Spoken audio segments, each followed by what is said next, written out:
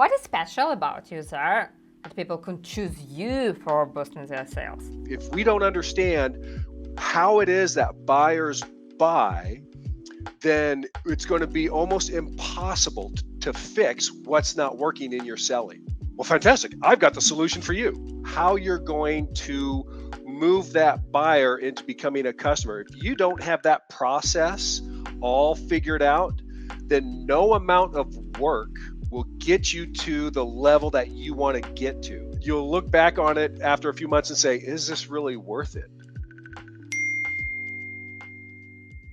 Hi, my name is Daria and welcome to Introwise. And I would like to remind you that Introwise is all about inspiration, tech, and business. And you could be registered just in 3 minutes and for free. How I could manage it?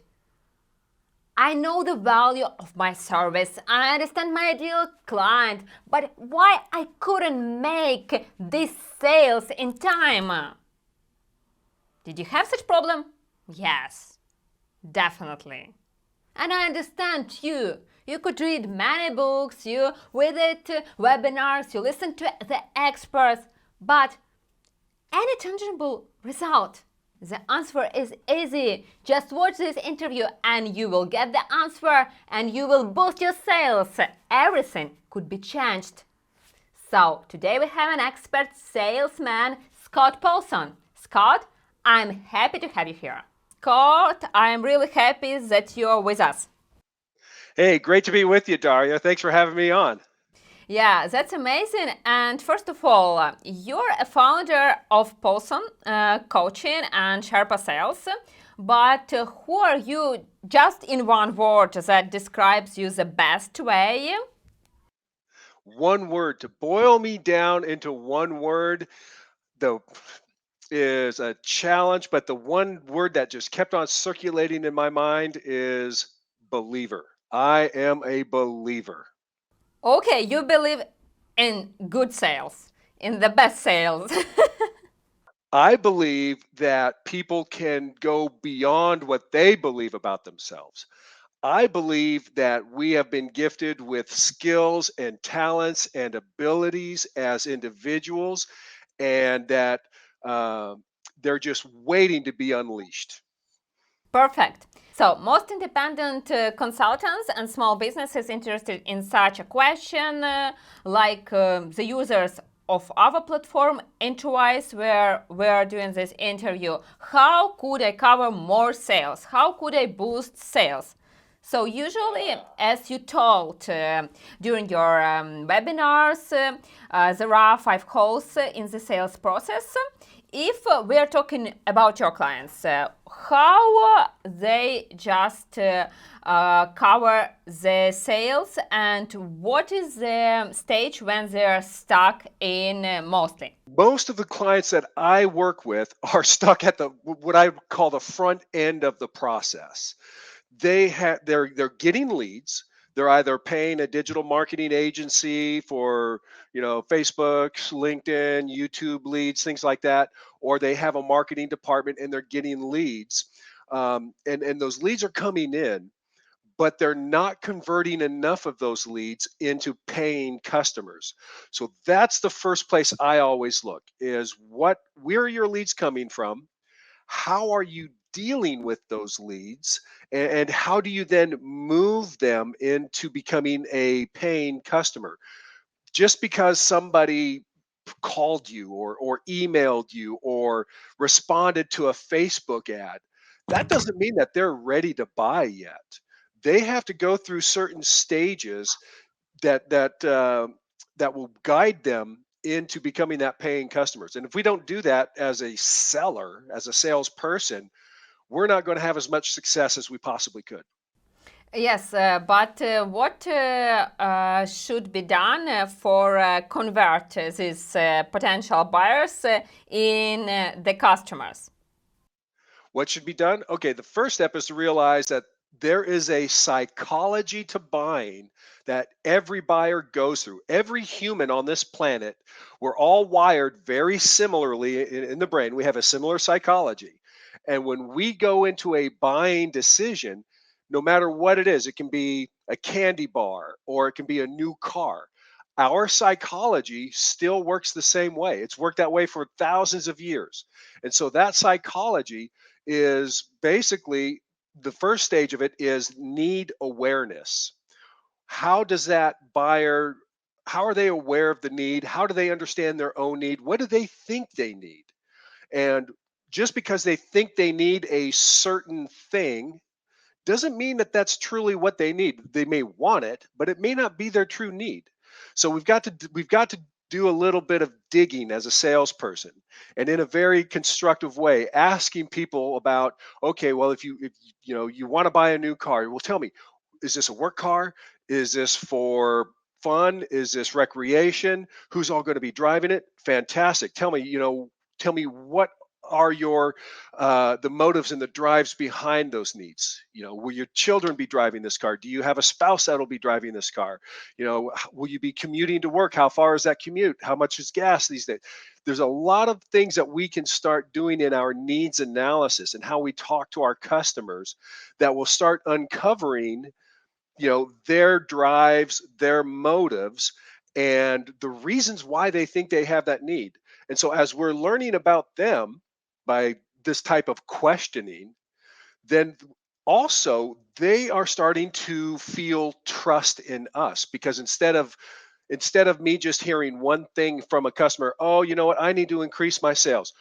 Well, fantastic, I've got the solution for you. Well, yeah, that doesn't really build a lot of trust, does it? But if I Yeah. take time to understand and ask some questions and dive a little bit deeper, then that prospective buyer is psychologically going to start trusting me a little bit more. And so it's a two-sided coin. We learn more and they trust us more.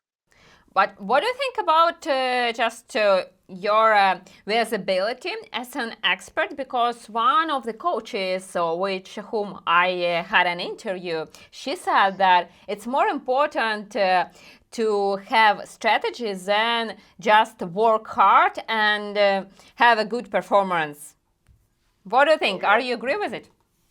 I agree with that entirely. If you don't have a strategy, um, and in this, what I would call that as a sales methodology, a step by step, how you're going to move that buyer into becoming a customer. If you don't have that process all figured out, then no amount of work will get you to the level that you want to get to. You'll have to put so much effort into it. You'll have to put so much time into it that you'll look back on it after a few months and say, is this really worth it? Yeah, And the so problem is, yeah, and here I would like to ask you, what should a consultant or entrepreneur choose? Organic sales or traffic, or just ads, some promotion in Google or so on? So what is really more expensive? oh, well, okay. So I can only speak from my experience because I'm not the world's leading marketing expert.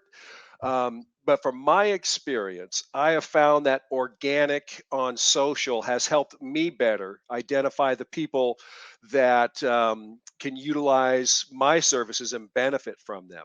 I've spent a lot of money on paid ads on social. I've done telemarketing. I've done all sorts of sales driven marketing over my 30-year career. And the way that the world has changed in just the past 2 years because of the pandemic and how technology has responded to it, a lot of it's gone virtual. That will not go back. And that for our particular marketplace, that virtual digital marketplace is really on social platforms like LinkedIn. LinkedIn is far heads shoulder above every other platform that we could deal on. That's where most of the professionals who we sell our services to are located. That's where they are day in and day out. And how to be visible on LinkedIn? The best way to be visible on LinkedIn, I would say, is to be relevant. We run webinars. We share our knowledge. So the webinars that we host are to help people, to help them with certain parts of their problem, and they can get a great benefit from watching any of our webinars. But if they really want to solve their problem faster when it comes to sales, then they'll engage with us directly, and that's what happens. Is we put value out. We try to add value to anybody that we're talking to. Instead of saying, "Hey, I can help your selling," I will tell them, here's how we can help you optimize your sales process. Come join this webinar. We're going to go through and we'll talk about how to optimize your selling process. What differentiates you from other salesmen? You said about you told me about your values and so on, but if people just open your website or your LinkedIn page, what is special about you there that people can choose you for boosting their sales? Well, the biggest differentiator between our sales coaching, our sales training programs, and the world out there is really how we tie it all together for the person or the company. So we have three elements that we tie together. The first element is process discovery. We'll map out a sales process, then we optimize it. And then the second stage is we go in and we help that individual or that team build the skill set to use the new process and to build their sales skills. And then on the back end of it, after all is said and done, we continue coaching for another 30 to 60 days to make sure that the individuals are using the new process, practicing the new skills, and getting the level of success that they want to accomplish. So that's So what differentiates when us. We take a when holistic approach. Yeah, so when people see all this information about you, they would like to visit your webinar. Am I right?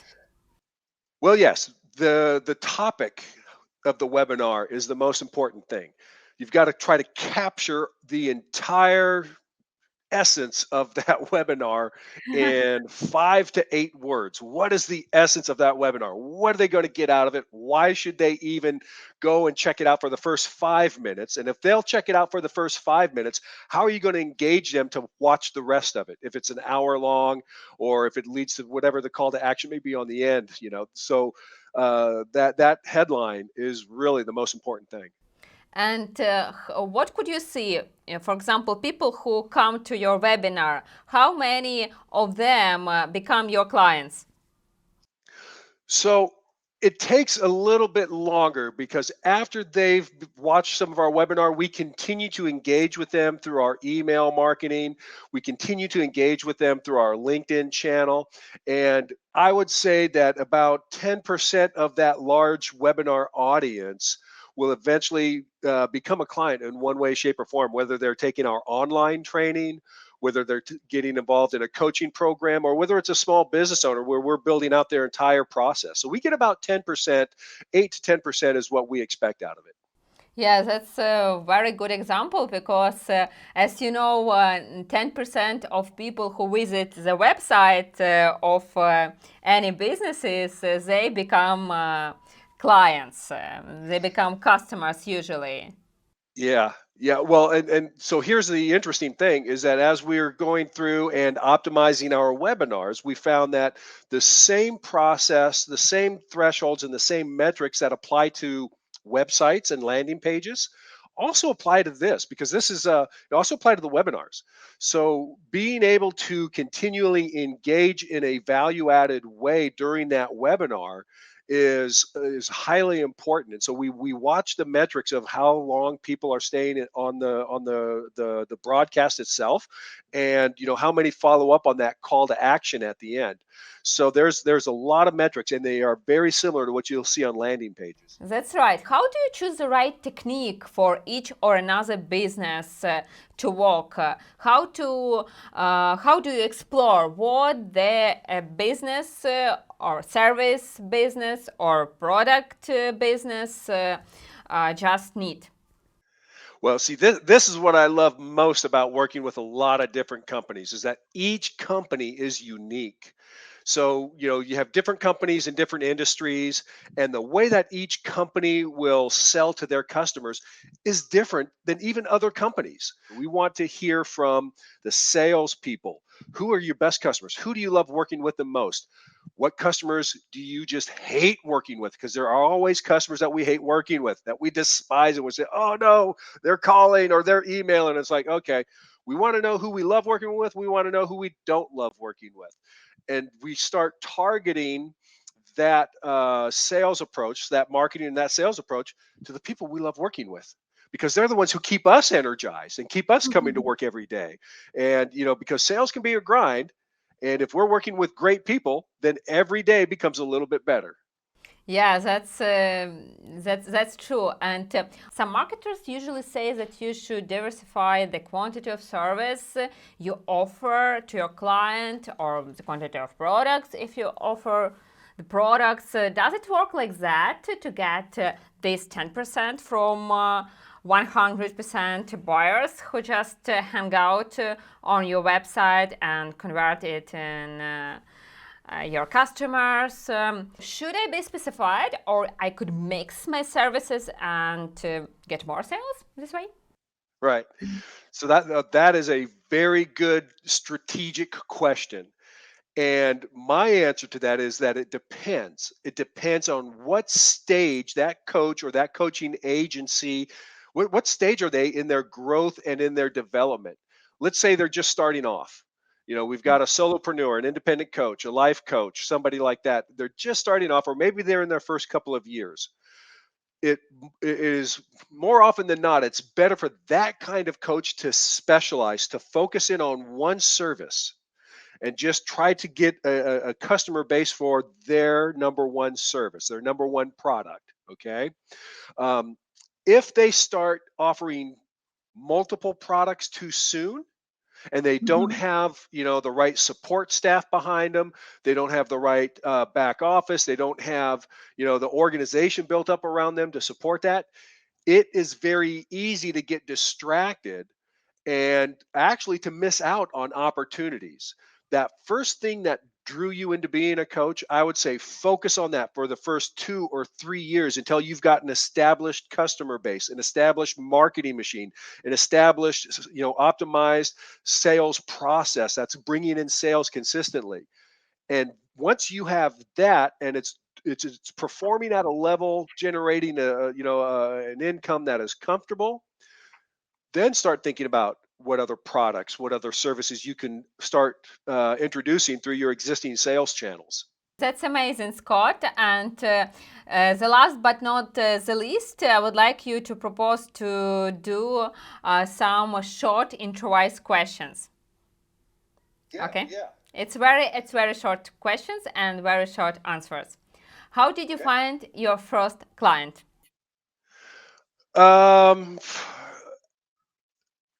From my previous relationships at other companies. Oh, perfect. What is your favorite time management advice? Microsoft Outlook. What is your favorite business advice? Never give up. What is your favorite book? Favorite book, the Bible. Oh, really? It's Yeah. the best choice. Why did you become a salesman? I wanted to be a track and field coach, but nobody hired me, so I had to get into sales. Oh, wow.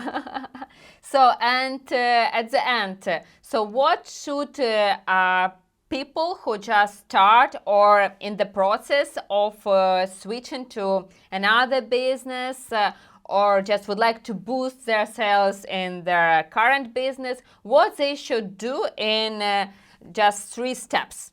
Never give up. just keep on going, keep on fighting.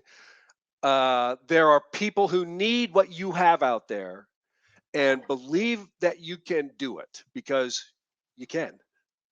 Yeah, you believe, but what should you do just in 3 steps just to have more clients? Just to have more clients, talk to more people, be a master of what you do, and learn how to close. Would you like to have an Introwise account? You know what? I believe so. I believe that it would be a great service for my coaching practice. The other platforms that I use are great for my training, my online training, and the marketing for that, but they don't really do a good job for the coaching practice. What do you struggle with? What do I struggle with? Yes, with another platforms. Oh, on other platforms. Okay, on other platforms, I struggle with syncing them all together. Could I help you to create your account? Yeah, Okay. that'd be a great help. Very simple to set up. I think the demo for this speaks volumes. Very simple to set up. I remember when I was setting up my other service. I won't mention their name. I've tried two other services, and they were both, but they were both really designed for, the training plus the marketing. And coaching was really just kind of an afterthought for it. I could book coaching sessions on there, but they were both very complicated to set up. This was very simple, very easy. A lot of coaches use other services like Google Calendar or Calendly or online calendars like that. Those do not project the same level of professionalism that a page like this does. This tells a prospective customer that, oh, they've got a very good looking page here, very good looking calendar. They look a little bit more professional than somebody who just sends out a Calendly page. So and the fact that it links with your Apple Mail, your Google Mail, and Microsoft, you don't ever have to worry about managing two calendars, and that's fantastic. Yeah. And I can see why it's a great product. Thank you, Scott. Thank you very much. Have a good day.